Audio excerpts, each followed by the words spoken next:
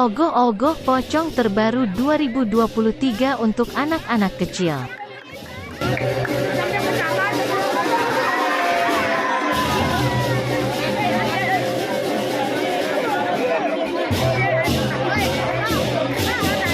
Saya bantu dalam pembuatan tapelnya.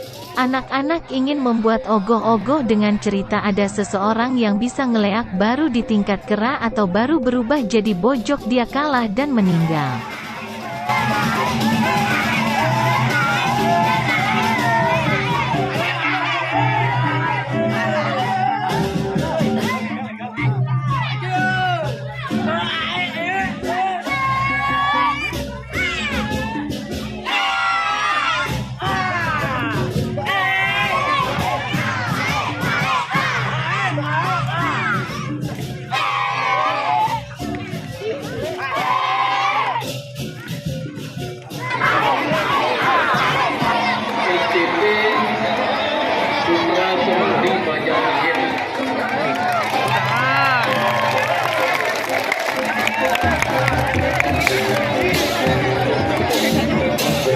Pocong polos sing megigi siap digoyang.